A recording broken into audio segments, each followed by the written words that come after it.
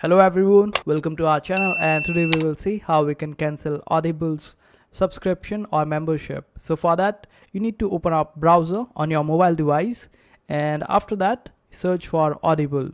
And before you click onto the website of Audible, make sure that you click on the three dots on the top right hand side corner and click on this option of desktop site. Just turn it on and this is how it will appear after that.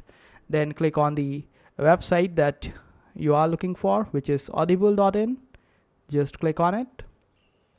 After that, sign into your account, and after that you will see the account details section on your account. Click on it and it will appear only when you sign into your account. So make sure that you sign into your account. After that you will find account details section. When you click on it, you will find the cancel membership option there on the bottom.